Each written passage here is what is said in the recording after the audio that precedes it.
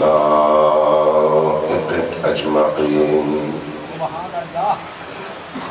والصلاة والسلام على جميع الأنبياء والمرسلين سيما من سمي في الآفاق بأحمد وفي الأرض بأبي القاسم محمد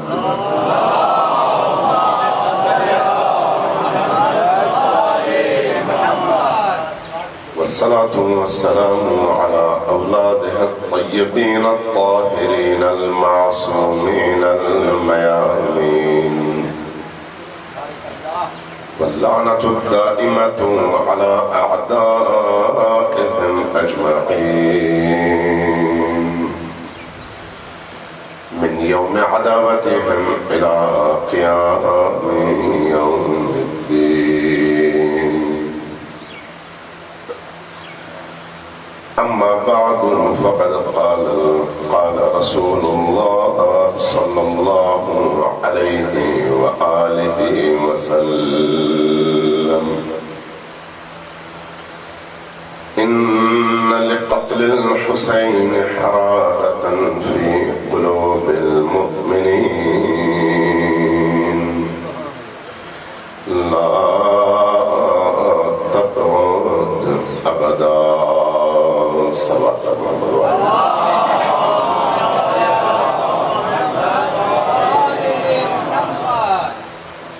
آپ کی تعداد آپ کی سروات کی آواز سے مطابقت نہیں رکھتی. ذرا اونچی آواز سے سروات بجیے.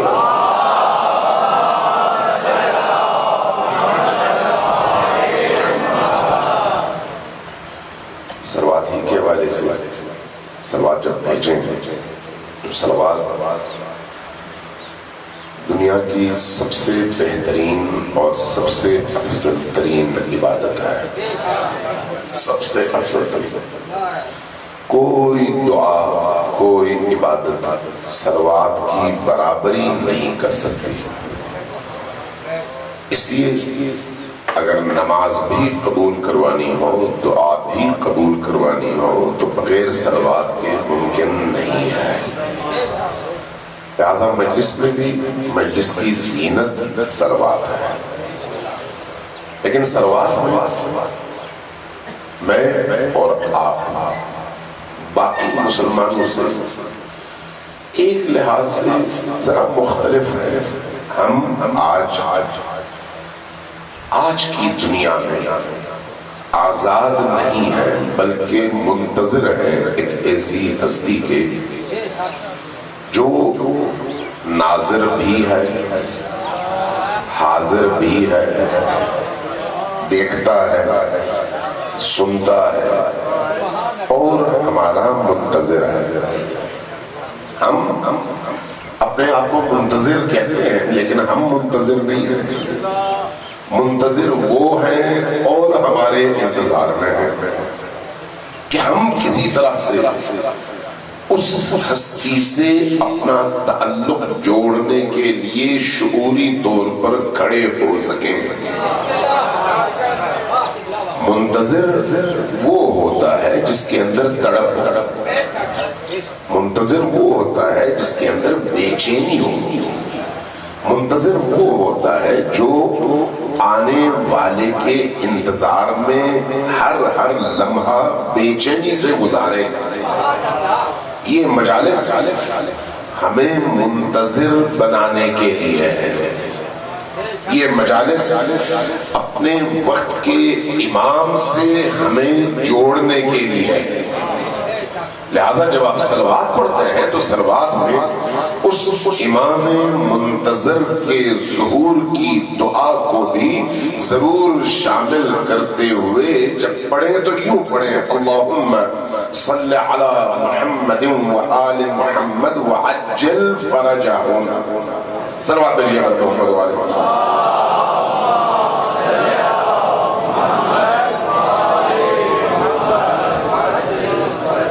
اس طرح سے سلوات صرف ابھی نہیں پڑھنی آپ نے.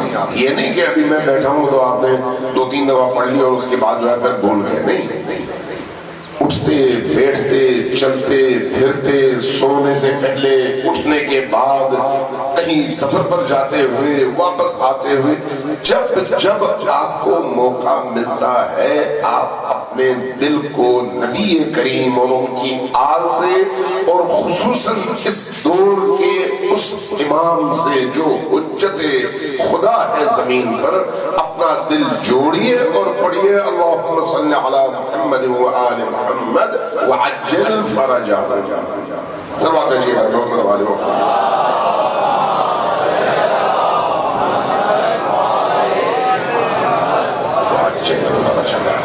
عزیزان گرامی یہ جو مجالس ہے یہ سال میں ایک دفعہ آنے والا تہوار نہیں ہے ایسا نہیں ہے کہ آپ نے محرم کا چاند نظر آنے کے بعد شروع کر دیا اور ربیع الاول کا چاند نظر آنے کے بعد 9 ربیع الاول کو اپنی ساری ڈیوٹی نبھا دی اور کہا ڈیوٹی پوری ہو گئی یہ ڈیوٹی نہیں ہے یہ شعوری طور پر ایک ایسی عبادت ہے جو انسان کو اس کی زندگی کے سب سے زیادہ اعلیٰ اور عرفہ ہدف کے قریب پہنچا کر اس کو کامیاب کرنے کا ذریعہ ہے یہ جو عبادت ہے یہ جو عزاداری سید الشہداء ہے صرف چند دلوں کی رسم یا عبادت نہیں ہے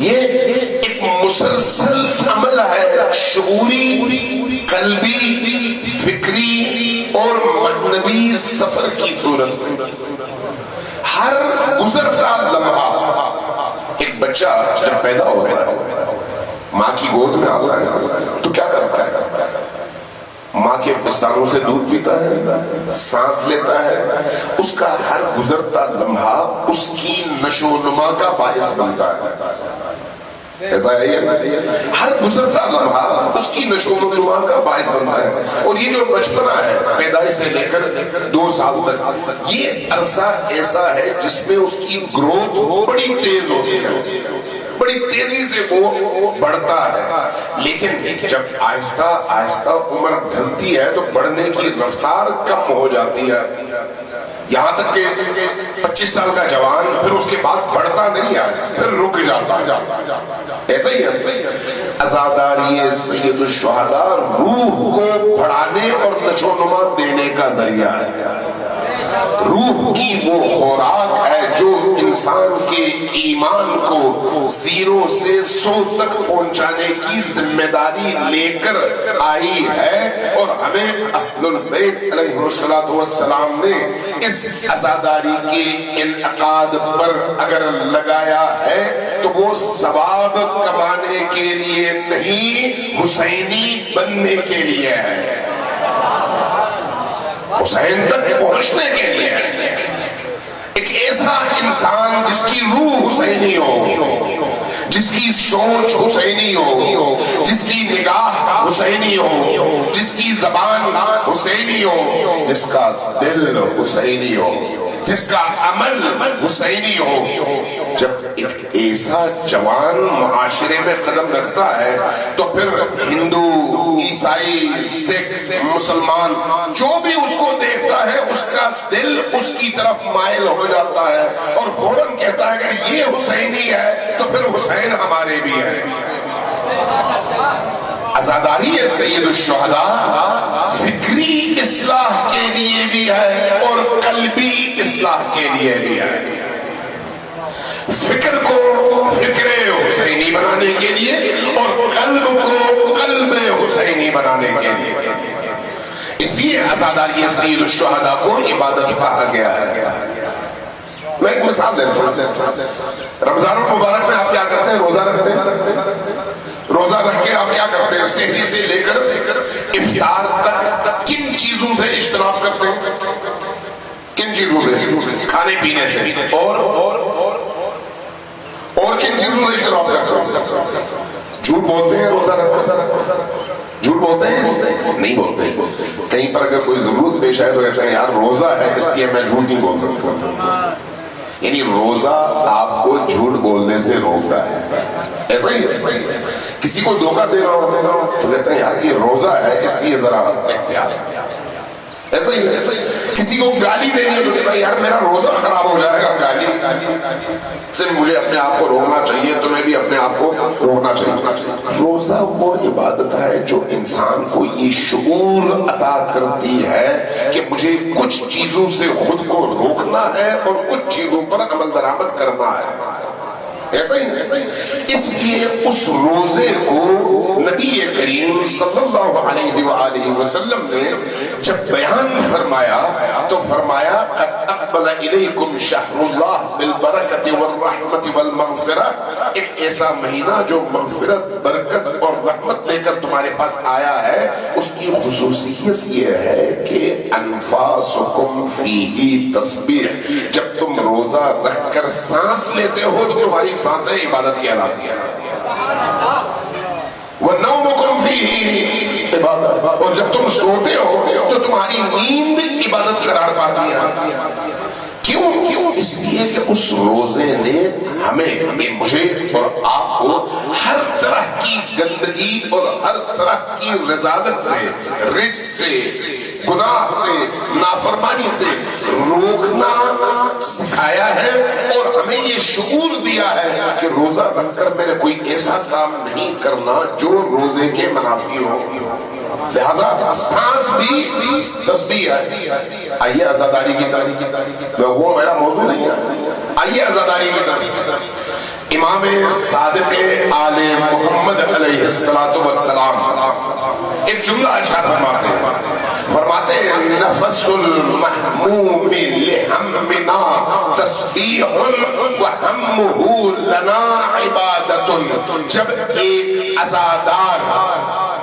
جب ایک عزاداری سید الشہداء کے لیے قدم اٹھاتا ہے تو قدم اٹھانے کے بعد جب تک اس کی روح عزادار ہے, جب تک اس کی سوچ عزادار ہے, جب تک اس کی زبان عزادار ہے, جب تک اس کا جسم عزادار ہے, جب تک وہ سیاہ پوش ہے, جب تک اس کا دل کربلا سے جڑا ہوا ہے, ہمہ لنا تسبیح, اس کی ہر چیز, ہر عمل, ہر سانس اور ہر حرکت اللہ کی بارگاہ میں تسبیح شمار ہوتی ہے. کیوں ایسا ہوگا؟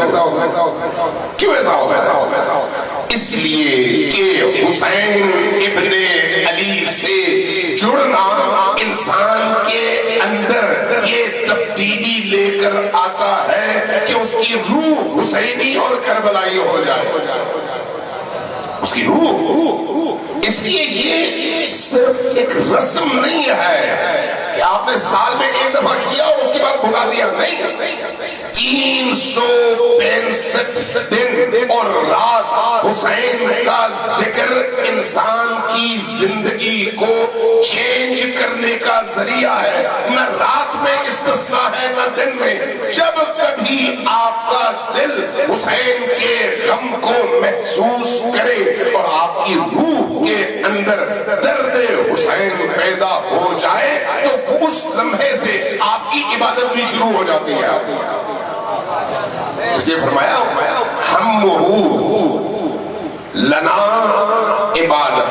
جب وہ شخص جو حسین کے ذکر اور حسین کے غم میں اپنے دل کو متاثر دیکھتا ہے, اس کے دل سے جب ایک آہ نکلتی ہے تو اس آہ کو تو اس نے کوئی پیسہ خرچ کر کے نہیں کمایا, لیکن وہی آہ اللہ کی بارگاہ میں عبادت قرار پاتی ہے. وہی آہ. اسی لیے ہمارے صادق آل محمد اور باقی ائمہ نے جو احادیث بیان کی ہیں وہ رکھے ایک طرف, حتیٰ اہل سنت علماء کرام نے جن میں امام احمد ابن حنبل سر فہرست ہے, انہوں نے حدیث نقل کیا ہے. فرمایا کہ جب کبھی حسین ابن علی کے غم اور ان کی عزا میں کسی مسلمان کی آنکھ نمناک ہو جائے, صرف نم گیلی ہو جائے, نمی آ جائے، تو یہ نمی آتش جہنم کو بجھانے اور جنت کے دروازے کو کھولنے کا باعث بن جاتی ہے۔ شیعہ اور وحی بات نہیں کر رہا، میں اہل سنت محدثین کی بات کر رہا ہوں۔ تو اس سے آپ اندازہ لگا لیجئے کہ یہ عبادت کیسی عبادت ہے۔ یہ عبادت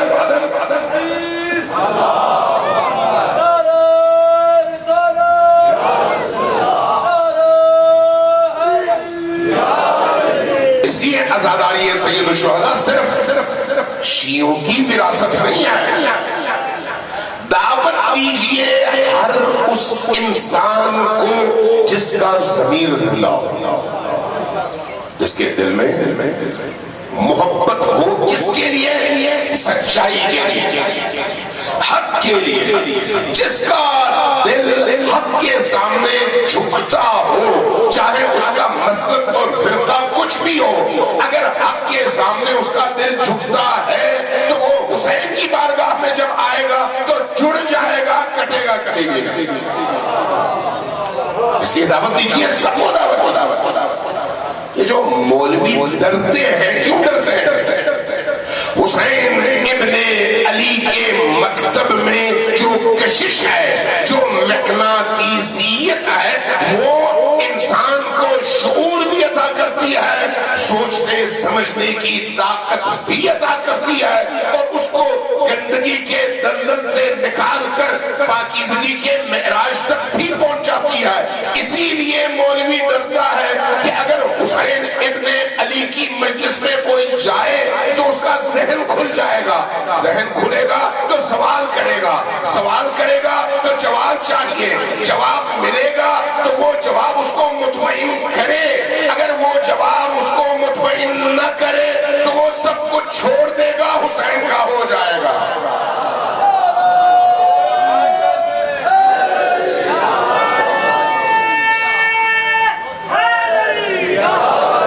اس لیے صادق آل محمد نے یہ جملہ فرمایا لو علم الناس، اگر لوگ جان لیں محاسن کلامنا، کہ ہم کیا کہہ رہے ہیں اور جو کچھ ہم کہہ رہے ہیں اس میں کتنا حسن ہے، کتنی خوبصورتی ہے، کتنی دل نشینی ہے، کتنا یہ حق ہے جو ہم کہہ رہے ہیں، اگر لوگوں کو ہمارے کلام کی نورانیت کا علم ہو جائے، حقانیت کا علم ہو جائے، معرفت کا علم ہو جائے، تو تبعونا، کوئی باضمیر انسان ہم سے دور نہیں جائے گا، ہم سے آ ملے گا۔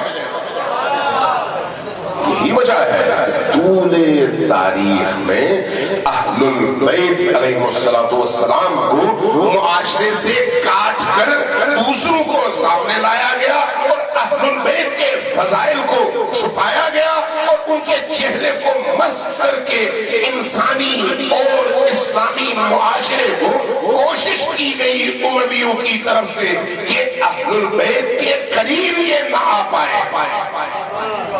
کیوں؟ اس لیے کہ قریب آئیں گے تو پتہ چل جائے گا۔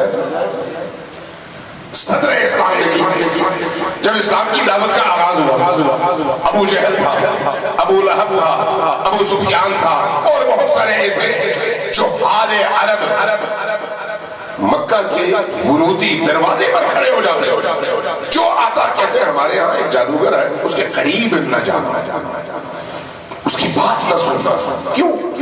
اس لیے وہ جو باتیں کرتا ہے وہ باتیں دلوں کو متاثر کرتی ہیں، تم اپنے آبا اور اجداد کے دین سے گمراہ ہو جاؤ، ان کے شعور کو روکتے، ان کی عقلوں پر پردہ ڈالتے تھے، سوچنے کے دروازے بند کر دیتے تھے، یہاں تک کہ کہا جاتا ہے، لکھا ہے مورخین نے، اور اہل سنت مورخین نے لکھا ہے، شیعوں نے بھی لکھا ہے کہ بعض اوقات روئی لے کر آتے تھے، ان کے کانوں میں ٹھونستے تھے، کہتے تھے کہیں اس کی آواز تمہارے کان تک نہ پہنچے، چونکہ اگر آواز بھی آ جائے تو تم متاثر ہو جاؤ گے اور اپنے آبا اور اجداد کے دین سے منحرف ہو جاؤ گے۔ کس چیز کا خوف تھا؟ حق کے غلبے کا خوف، اور آبا و اجداد کے دین کے یا نظریات کے باطل ثابت ہونے کے بعد ختم ہونے کا خوف۔ آج کی دنیا میں ابھی نہیں آتا، ذرا ماضی میں دیکھیں اہل البیت علیہ السلام سے لوگوں کو کیوں دور کیا گیا؟ امیر المؤمنین علی ابن ابی طالب علیہ السلام پر 70 سالوں تک، اور بعض مورخین 90 سال، اتنے لمبے عرصے تک علی ابن ابی طالب کے حوالے سے نسلوں کے ذہنوں کو خراب کر کے نفرت پر نفرت پر نفرت پر نفرت بھری گئی، ذہنوں کو متنفر کیا گیا تاکہ کوئی علی اور آل علی کے قریب نہ جا سکے۔ جو امام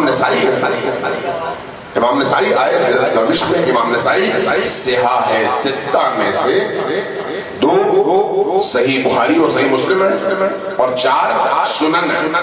ان سنن میں سے ایک کتاب امام نسائی کی ہے جس کو سنن نسائی کہتے ہیں۔ ہمارے اہل سنت بھائیوں اور علماء کے نزدیک بڑی معتبر کتاب ہے اور بڑی اچھی کتاب جس پہ تمام احادیث جمع ہیں۔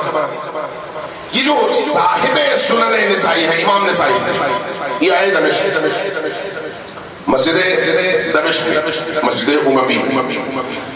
دیکھا جتنے بھی لوگ ہیں سارے کے سارے علی کو گالیاں دے رہے ہیں، علی ابن ابی طالب کے بارے میں زبان گندی کر رہے ہیں، جو منہ میں آیا کہہ دیا۔ پریشان نے کہا کہ یہ نوبت پہنچی ہے 50-60 سالوں کے 50 سال کہ علی جیسی شخصیت جو نبی کے بعد کل عالم پر فوقیت رکھنے والی ذات ہے، علی جیسی شخصیت جو زمین پر حجت خدا، علی جیسی شخصیت جو معیار حق ہے، جہاں علی ہے حق کا چہرہ ادھر ہے، اس علی کے خلاف اس طرح کی ہرزہ سرائی، حلال خون تھا، پاکیزہ دل تھا، برداشت نہیں ہوا، نکلے کچھ عرصہ کسی گوشہ نشینی میں بیٹھے، وہ احادیث جو ان کو یاد تھی ساری جمع کی امیر المومنین کے والد سے، جمع کرنے کے بعد اس کو خصائص علی کے نام پر کتاب کی شکل دی، لے کر آئے دوبارہ دمشق اسی مسجد میں۔ سب جانتے تھے بہت بڑے محدث ہیں، بہت بڑے امام الحدیث ہیں، کوئی معمولی شخصیت نہیں ہے، آج بھی تمام عالم اسلام کا احترام کرتا ہے۔ جب دیکھا کہ امام نسائی مسجد میں آئے ہیں، کہا کہ امام آپ آئیے ممبر پر، ذرا ہمیں نصیحت فرمائیے، موعظہ فرمائیے۔ ممبر پر چڑھے، اپنی وہ کتاب نکالی، فضائل علی بیان کرنے شروع کر دیے۔ اب وہ مسجد جہاں پر گزشتہ سال سے کئی دہائیوں سے لوگوں نے اس ممبر سے صرف علی کے لیے گالیاں سنی، صرف گالیاں سنی۔ ایک دفعہ دیکھتے ہیں کہ بھی امام نسائی جیسے بڑے محدث نے آ کر ممبر پر چڑھ کر علی کے وہ فضائل بیان کرنے شروع کر دیے ہیں جو ان کو یاد ہے اور نبی سے منقول ہے۔ پریشان ہوئے، اب کوئی بھی سکون سے نہیں بیٹھا ہوگا، ہر ایک اپنا پیندرا بدل رہا ہے، پہلو بدل رہا ہے، بے چین ہے۔ بھئی آج تک ہم گالیاں ہی سنتے ہیں، یہ کیا بات ہوئی کہ علی کی تعریف ہونے لگی اور وہ بھی اس ممبر سے؟ جب ان کی گفتگو ایک مقام تک پہنچی تو لوگوں نے روکا، کہا کہ شیخ کیا معاویہ ابن ابی سفیان کے حوالے سے کچھ حدیثیں بیان نہیں کر سکتے؟ یہ امام نسائی کی کتاب ہے، کسی شیعہ کی کتاب نہیں ہے، ابھی بھی موجود ہے مارکیٹ میں جا کر، مقدمے میں یہ ساری چیزیں موجود ہیں۔ کہا کہ کیا امیر شام معاویہ ابن ابی سفیان کے حوالے سے فضیلتیں بیان نہیں کر سکتے؟ امام نسائی نے ممبر کے اوپر بیٹھ کر یہ فرمایا کہ اگر امیر شام اللہ کی بارگاہ میں چھوٹ سکے تو یہ اس کے لیے بہت بڑا اعزاز ہوگا، اس کی فضیلت میں کوئی صحیح حدیث موجود نہیں ہے۔ شیعہ نہیں کہتا، امام نسائی کہتے ہیں۔ سوال یہ ہے کہ علی سے اتنا بغض کیوں؟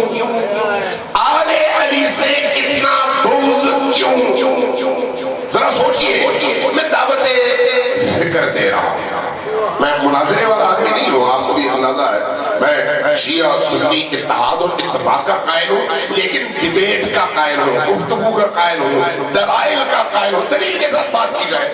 ذرا سوچئے نبی کریم صلی اللہ علیہ وآلہ وسلم جو کائنات کے آخری نبی ہیں، افضل ترین نبی ہیں، ان کے مقام کو کوئی مخلوق پہنچ نہیں سکتی. کوئی مخلوق پہنچ ہی نہیں سکتی اس مقام کے آگے. ان کی امانت اس امت کے پاس کیا تھی؟ فاطمہ الزہرا صلی اللہ علیہ وسلم.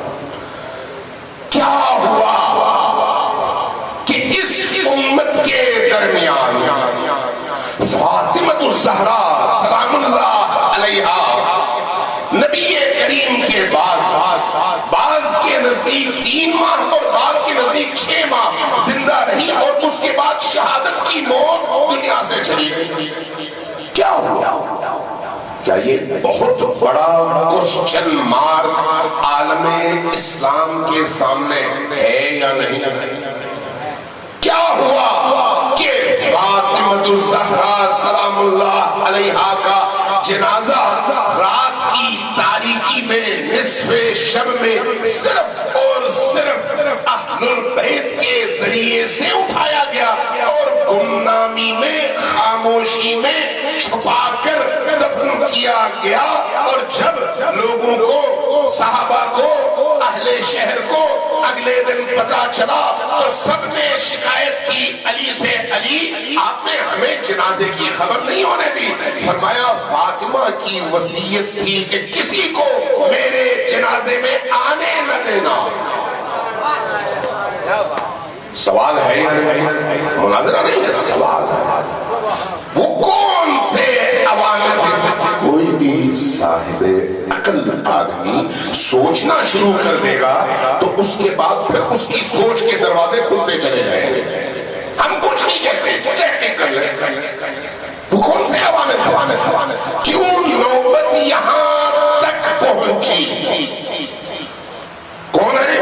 فاطمہ الزہرا نبی کی اکلوتی یادگار سیدۃ النساء العالمین، حضرت مریم کی بھی سردار، حضرت حوا کی بھی سردار، حضرت آسیہ کی بھی سردار، یعنی حضرت آدم سے لے کر تا قیام قیامت ہر آنے والے انسان اور خواتین کی سردار کا نام فاطمہ الزہرا ہے. اور اس ہستی کے ساتھ یہ سلوک ہے. سوال بہت بڑا یہاں ہے.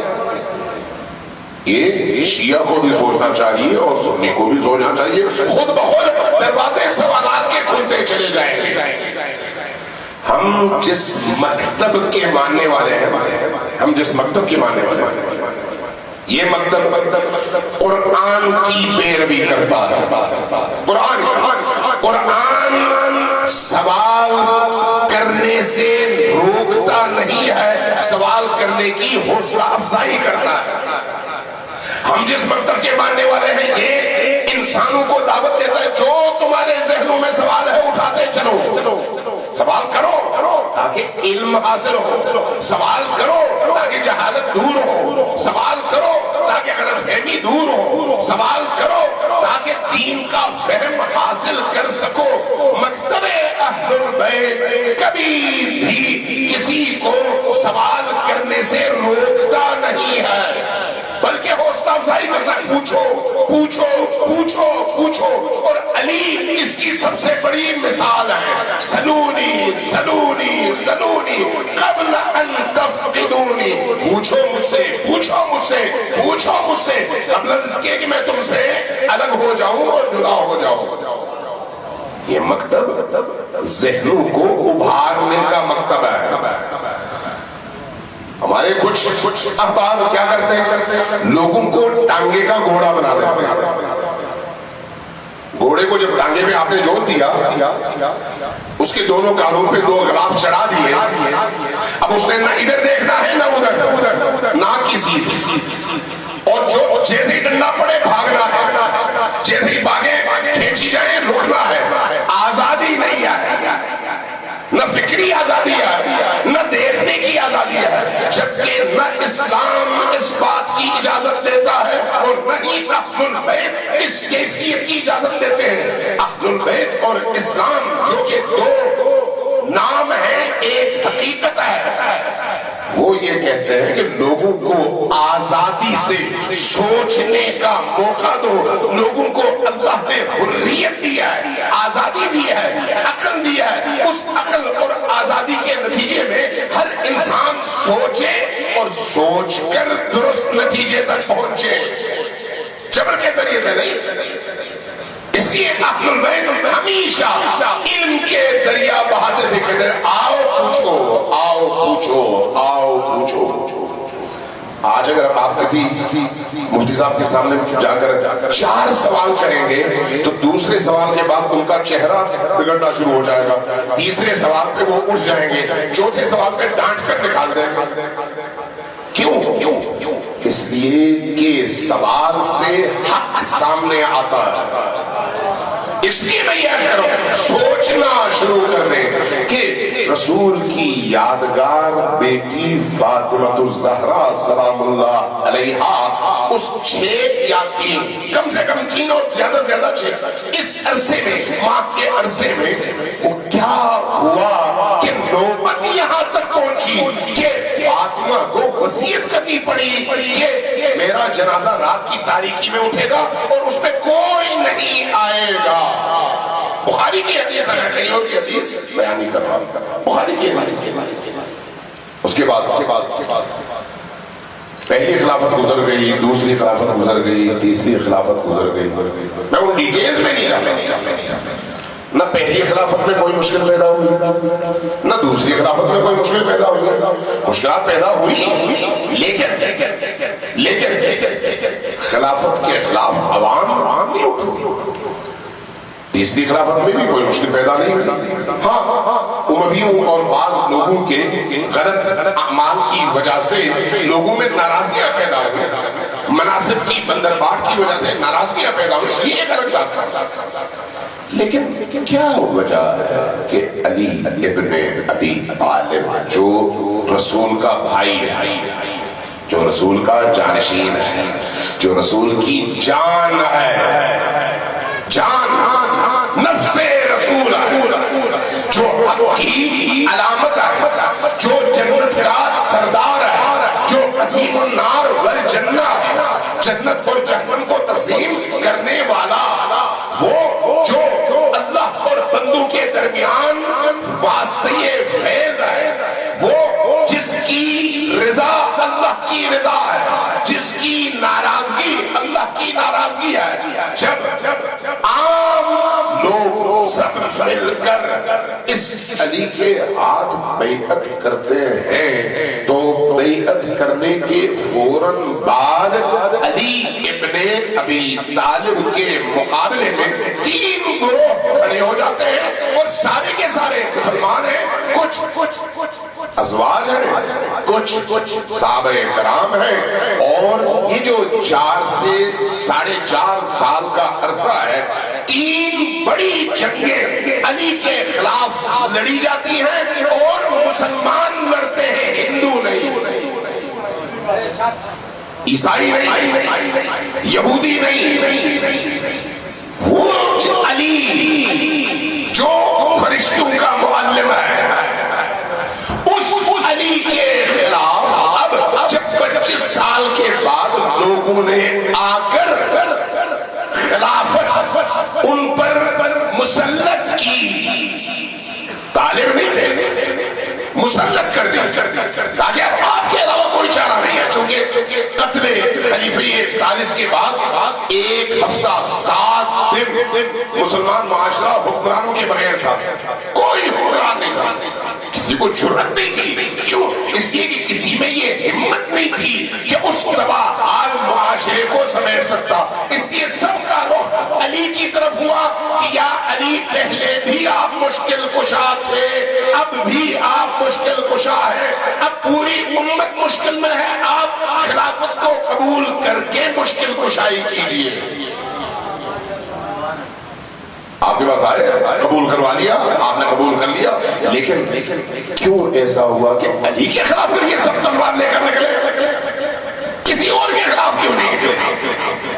پھر یہ بھی ایک بہت بڑا سوال ہے، اور ایسا سوال ہے جو زندہ ضمیر انسانوں کو اندر سے جوڑتا ہے، اندر سے۔ شیعہ سنی کی بات نہیں ہے، زندہ ضمیر انسان۔ یہ ٹائم گزر گیا، امیر المومنین شہید ہو۔ جب امیر المومنین شہید ہوئے تو عجیب نہیں ہے کہ امیر المومنین کو بھی رات کی تاریکی میں، اندھیرے میں، انگشت شمار لوگوں نے، 6 سے 7 لوگوں نے چھپ چھپا کر لے جا کر دفنایا۔ کسی کو نہیں پتا کہ علی کی قبر کہاں پر۔ کب تک؟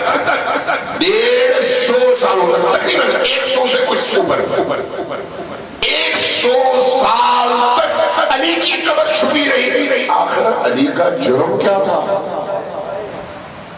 فاطمہ کا جرم کیا تھا؟ علی کا جرم کیا تھا؟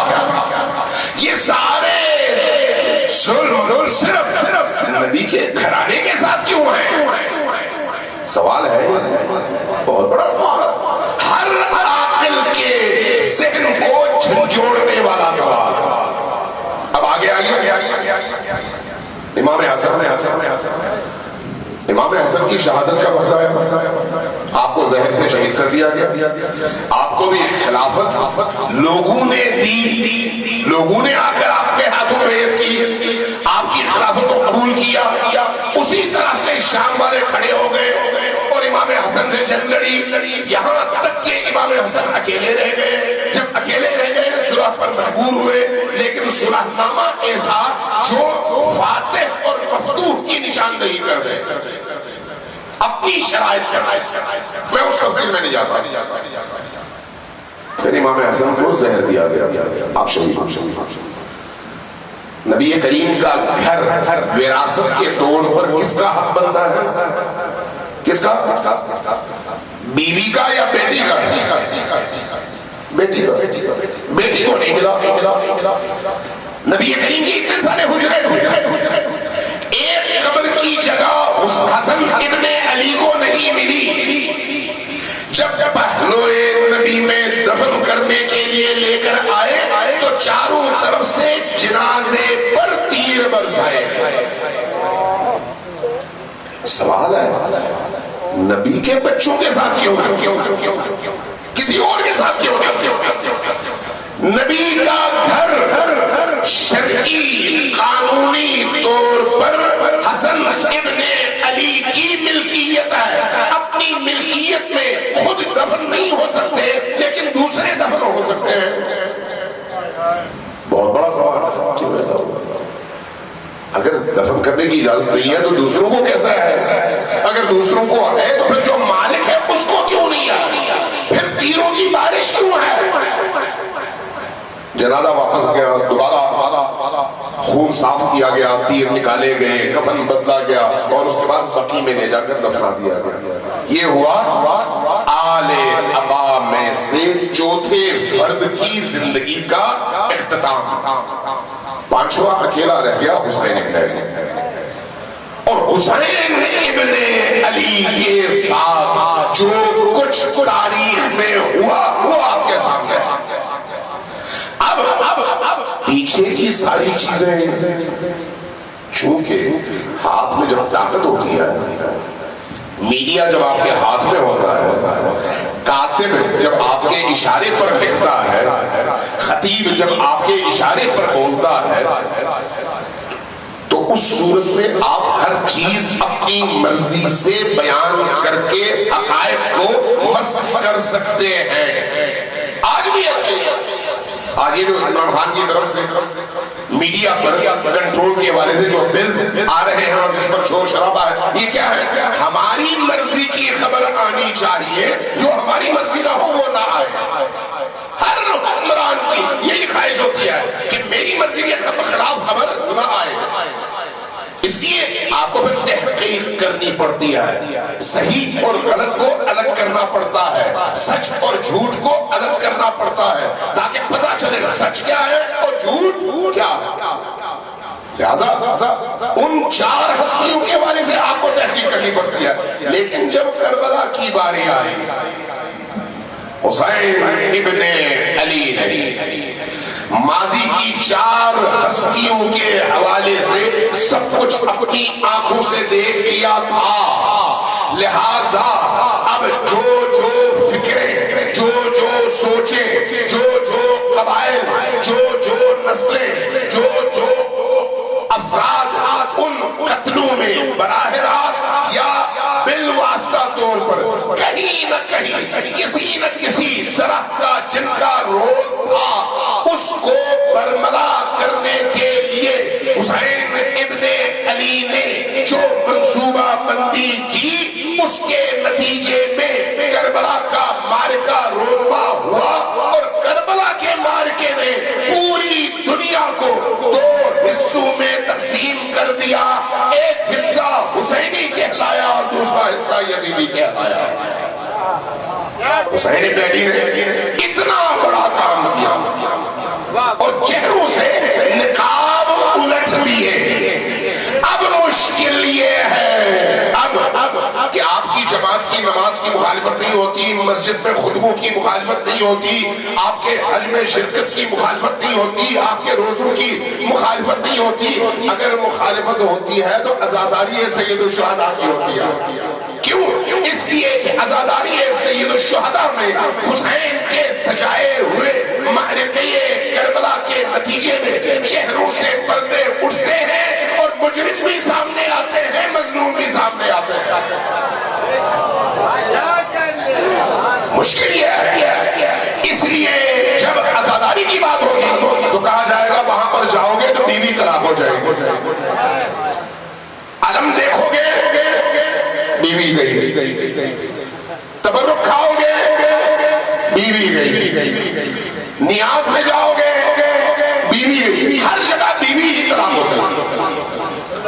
اور اگر آپ نے سبیل لگائی تو وہ بھی بدعت ہے، وہ بھی خلاف اسلام ہے. اور وہاں سے اگر آپ نے پانی پیا تو یہ اس پانی میں یہ ملا دیتے ہیں، وہ ملا دیتے ہیں.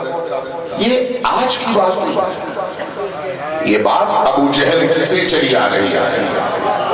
ابو جہل سے، ابو لہب سے، ابو سفیان سے، اس دور سے، یعنی بالکل صدر اسلام کے دور سے یہ چلی آ رہی ہے کہ کبھی بھی نہ جاؤ قریب، اگر جاؤ گے تو گمراہ ہو جاؤ گے. اس کی ہم کہتے ہیں آؤ اپنی آنکھوں سے دیکھو، آؤ اپنے کانوں سے سنو، قریب بیٹھو. میں چیلنج کرتا ہوں اگر کسی کو 1 کروڑ روپیہ نقد دیا جائے اور اس سے کہا جائے رو لیکن دل سے ایکٹنگ نہیں، آدمی نہیں رو سکتا. 1 کروڑ روپیہ آپ کو دیا جائے، دل سے رو کر دکھاؤ. آپ دل سے رو کر نہیں دکھا سکتے. کیوں؟ رونے کے لیے دل کا متاثر ہونا ضروری ہے. پیسہ دل کو متاثر نہیں کرتا، دل کا مالک کرتا ہے، اور مالک حسین ہے.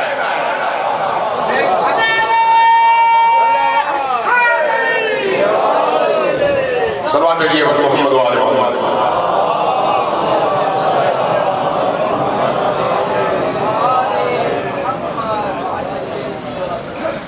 پہلی بات آپ کی صلوات کی آواز بہت دھیمی ہے. دوسری بات پھر آپ واجل فرجوں 2-4 بندوں نے کہا، باقی پھر بھول گئے. بھائی یہ پھر میں عرض کر رہا ہوں آپ سے، ایک منٹ ذرا رکیے.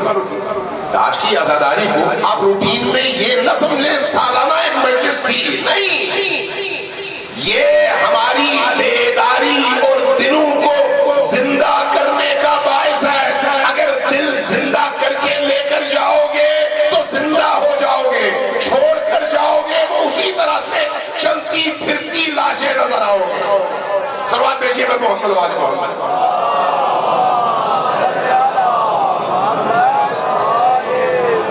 ذرا اونچی آواز سے دوبارہ صلوات پہ صلوات.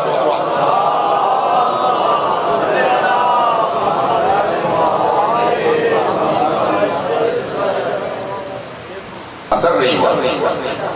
ذرا اونچی آواز سے دوبارہ سب مل کر جامع صلوات بھیجیے.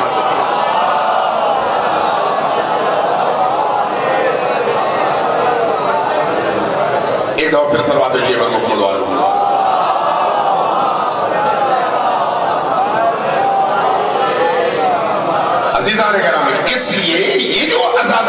سید الشہداء ہے، یہ ہماری تربیت گاہ ہے، ہمارے عقیدے کو درست کرنے کا ذریعہ، فکروں کو درست کرنے کا ذریعہ، عمل کو درست کرنے کا ذریعہ، لوگوں کو سوچنے پر مجبور کرنے کا ذریعہ، اہل عقل اہل شعور کو دعوت فکر دینے کا ذریعہ، جہالتوں سے پردے ہٹا کر جہالتوں کو دور کرنے کا ذریعہ۔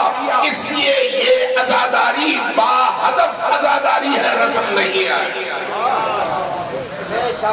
اس لیے اس عزاداری کی مخالفت ہوتی ہے۔ اس لیے مولوی حضرات کہتے ہیں نہ جاؤ، اگر جاؤ گے تو گمراہ ہو جاؤ، اگر یہی گمراہی ہے، یعنی علی سے وابستہ ہو جانا ہی گمراہی ہے، یہ تو بڑی اچھی گمراہی ہے، جس میں انسان کو اللہ مل جائے، رسول مل جائے، اہل البیت مل جائے۔ اگر یہی گمراہی ہے، ایک معنی میں شاید صحیح بھی ہو کہ وہ جو باطل راہ ہے وہ گم ہو جائے اور ہدایت کی راہ مل جائے، تو اس لیے عزاداری سید الشہداء کو بامقصد بنائیے، بامقصد۔ یہ جو عزاداری سید الشہداء ہے، یہ آپ کے اندر شعور پیدا کرنے کے لیے ہے، آپ کی عقلوں کو روشنی دینے کے لیے ہے۔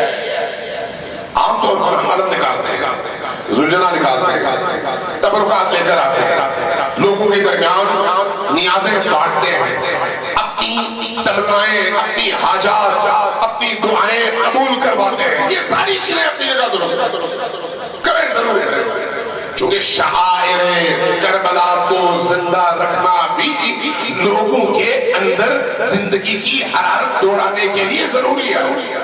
اب ایک سوال، اگر ایک چیز کی قیمت 1 لاکھ ہو اور آپ اس کو استعمال اس چیز کی طرح کریں جس چیز کی قیمت 10 روپے ہو، تو اس چیز کی توہین ہے یا نہیں؟ سونے کی اینٹ آپ کے پاس ہو اور سونے کی اینٹ کو آپ بادام اور اخروٹ توڑنے کے لیے استعمال کریں، عقل کے خلاف ہے یا نہیں؟ بادام اور اخروٹ آپ پتھر سے توڑ سکتے ہیں جس کی کوئی قیمت نہیں ہے، سونے کی اینٹ اس کام کے لیے نہیں ہے۔ عزاداری سید الشہداء کا جو ادب ہے وہ ادب انسان کو فرشتوں سے اوپر لے کر جانا ہے، توجہ چاہیے آپ کی۔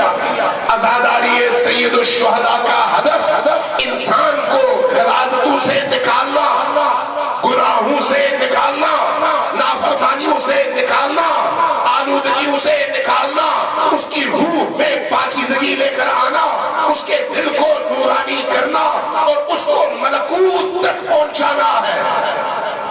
باقی تمام چیزیں اس کے ذمن میں حاصل ہوتی چلی جاتی ہیں۔ ایک مثال میں واقعہ کر دیتا ہوں۔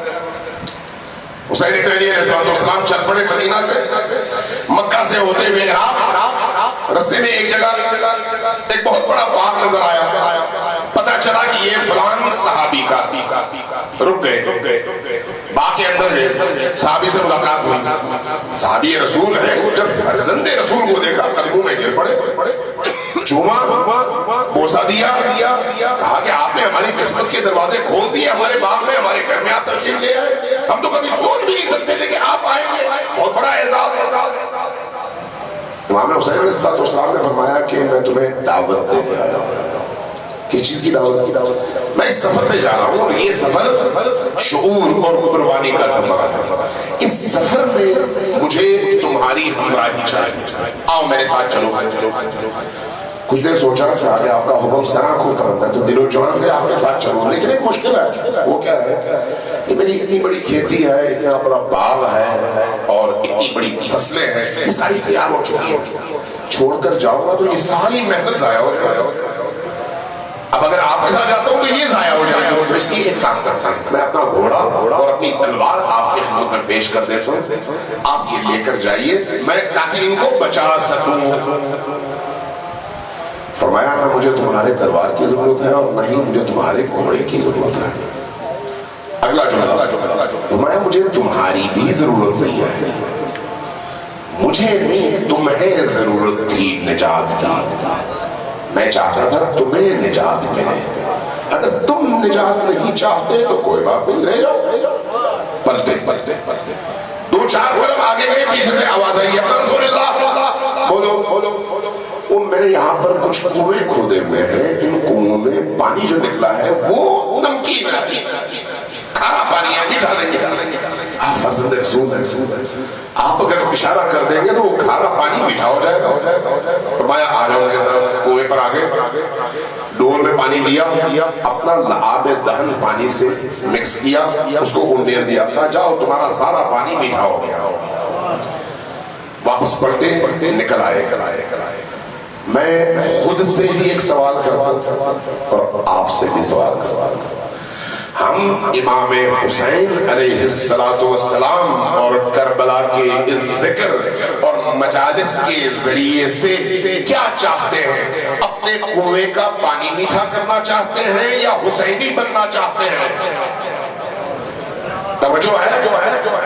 اگر کوئی اپنے کنویں کا پانی میٹھا کرنا چاہتا ہے ہو جائے گا، لیکن حسین نہیں ملیں گے۔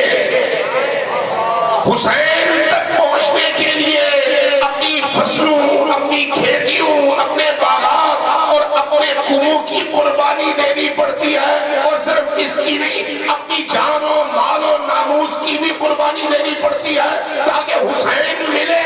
اس لیے کہ حسین کو اللہ اسی دنیا پر ملا ہے کہ حسین نے اللہ کے دین کے لیے سب کچھ قربان کیا ہے۔ جب سب کچھ قربان کیا تو اب اللہ نے اپنی مرضی کا مالک حسین کو بنایا ہے۔ حسین کی رضا اللہ کی رضا، حسین کی خوشی اللہ کی خوشی، جس پر حسین خوش اس پر اللہ خوش۔ لیکن حسین کبھی اللہ کی مخالفت پر خوش نہیں ہوتے، اللہ کی نافرمانی پر خوش نہیں ہوتے۔ اب یہ ہم پر ڈیپینڈ کرتا ہے کہ ہم اپنی حاجات قبول کرواتے ہیں مجالس سے، اپنی دعائیں قبول کرواتے ہیں، اولادیں مانگتے ہیں، پیسے مانگتے ہیں، نوکریاں مانگتے ہیں، فصلیں مانگتے ہیں، یا کچھ اور، یا پھر حسین ابن علی کی ان عزاداریوں کے ذریعے سے اپنے اندر کی اس روح میں نورانیت لا کر کربلا کے ان شہداء کی صف میں کھڑے ہونے کے لیے خود کو تیار کرتے ہیں۔ یہ ہمارے اوپر ڈیپینڈ کرتا ہے، یہ ہمارے شعور پر ڈیپینڈ کرتا ہے کہ میرا شعور کتنا ہے، میرا ایمان کتنا ہے۔ صلوات بھیجیے محمد وآلہ۔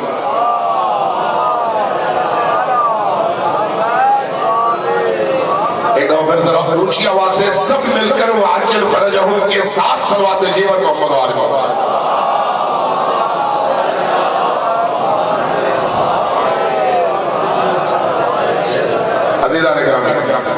قبلہ صابری صاحب بھی تشریف لا چکے ہیں اور مجھے یہاں سے نکل کر سیدھے ایئرپورٹ پہنچنا ہے اور وہاں سے پھر مجھے نکلنا ہے کراچی کی طرف، تو اس لیے میں بھی اس سے زیادہ آپ کو زحمت نہیں دیتا۔ یہ ایام اسرائے کربلا ہے، کربلا کے اسیروں کے ایام شہداء کے ایام سے زیادہ سخت، زیادہ کربلا کے شہداء ایک ہی دفعہ سر کٹا کر شہید ہو گئے تھے، ایک ہی دفعہ، لیکن اس پورے سفر میں مخدرات عصمت و طہارت اور امام زین العابدین ہر قدم، ہر لمحے، ہر موڑ اور ہر بازار میں ایک دفعہ قتل ہوتے تھے پھر زندہ ہوتے تھے۔ بہت بڑا کچھ لوگ آئے آیت اللہ العظمیٰ حکیم کے پاس، عرض کیا کہ ہم نے ایک روایت سنی ہے، یہ روایت صحیح ہے یا نہیں ہے؟ پوچھا کیا عرض کیا کہ ہم نے سنا ہے کہ سید الساجدین امام زین العابدین علیہ السلام کربلا کے واقعے کے بعد جب تک زندہ رہے خون کے آنسو روتے رہے۔ کیا یہ روایت صحیح ہے اور ممکن ہے کہ ایک شخص خون کے آنسو، وہ بھی 35 سال 36 سال 40 سال اتنی لمبی مدت مسلسل روتا رہے؟ آیت اللہ العظمیٰ حکیم نے کہا کچھ نہیں، گردن جھکا لی، سر جھکایا اور پھر بلک کر رونا شروع کر دیا۔ جب رونا شروع کر دیا اطراف میں جتنے بھی لوگ تھے سب نے رونا شروع کر دیا، کافی دیر روتے رہے۔ जेब से रुमाल निकाला, आंखें पोंछी और जमीन पर रखा, रुमाल रखा। सवाल करने वालों ने देखा रुमाल के ऊपर खून के धब्बे हैं। जब खून के धब्बे देखे वो परेशान हो गए, कहा ये क्या हुआ, क्या हुआ, क्या हुआ? फरमाया कि देखो मैं करबला में खुद नहीं था, 1400 साल बाद मैं पैदा हुआ, लेकिन आज भी जब सिर्फ सोचता हूं कि ज़ैनब सलामुल्लाह अलैहा की चादर छीनी गई, जब सिर्फ सोचता हूं कि आपके बाजुओं पर रस्सियां बांधी गई, जब सिर्फ सोचता हूं कि आपको बेमतनो चादर गलियों में, बाजारों में, नामहरमों के दरमियान फिराया गया, तो मेरी आंखों से आज 1400 साल बाद भी खून के आंसू निकल आते हैं। सैयद साजिदीन ने तो ये सब कुछ अपनी आंखों से देखा, और वो कोई मामूली इंसान तो नहीं थे, अल्लाह की गैरत थे। गैरतुल्लाह का क्या हाल होना चाहिए। मिनहाल आया मदीना, दरवाजे पर दस्तक दी, इजाजत मिली, इमाम की बारगाह में पहुंचे। क्या देखा? इमाम के सामने एक तबक है, पानी है, और इमाम उसको देख रहे हैं और रो रहे हैं। रोते देखा, परेशान हुए, कहा कि या रसूलल्लाह, इतना अरसा गुजर गया, आप अब भी रो रहे हैं? जैसे ये जुमला कहा, इमाम ने पलटकर उसके चेहरे की तरफ देखा और कहा कि मिनहाल, तुमसे ये तवक्को नहीं थी कि तुम भी हम पर जफा करोगे। या रसूलल्लाह, मैंने क्या जफा किया? फरमाया क्या तुम्हें नहीं मालूम, एक याकूब का वाहिद बेटा जो गुम हो गया था, यूसुफ का, जिंदा था, गुम हुआ था, मारा नहीं था, कत्ल नहीं हुआ था, और अजीज़े मिस्र बन रहा था, लेकिन याकूब इतना रोए कि आपकी आंखें सफेद हो गई और आप नाबीना हो गए। मैंने तो करबला में 18 यूसुफों को, अपने अजीजों को कत्ल होते, ज़िबा होते, सर कटते और लाशों को पामाल होते देखा है। मैं न रोऊं तो कौन रोए? जैसे ये फरमाया, अर्ज किया या रसूलल्लाह, हमने तो सुना है कि शहादत आले रसूल का विरसा है, आपका विरसा है, फिर रोने का मतलब क्या है? फरमाया फिलहाल तुमने फिर जफा किया। हाँ, शहादत हमारा विरसा है, लेकिन बीवियों का नंगे सर बाजारों में फिराया जाना हमारा विरसा तो नहीं है।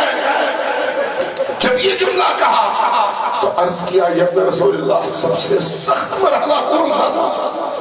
जवाब में फरमाया अश्शाम, अश्शाम, अश्शाम। पूछा क्या हुआ था शाम में? 7 चीजें बताई, मैं 1-2 अर्ज करता हूं, उसके बाद बात खत्म करता हूं।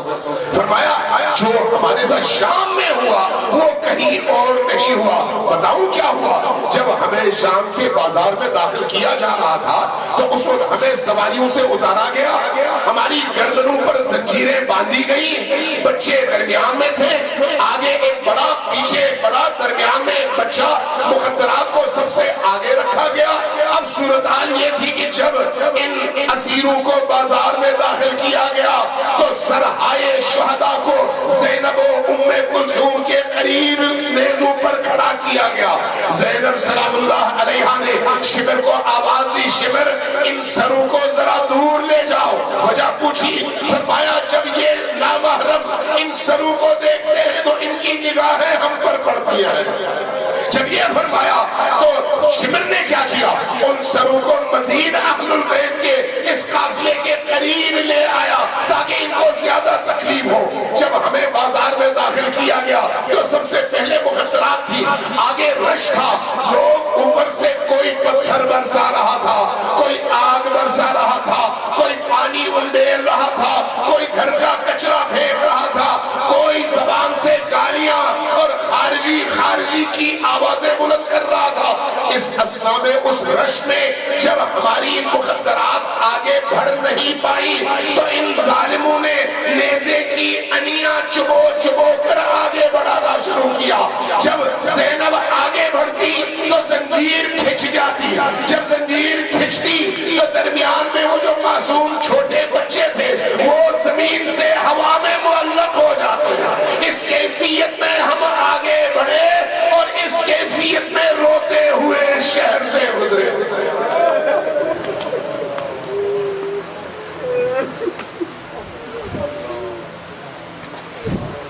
للہ و انا الیہ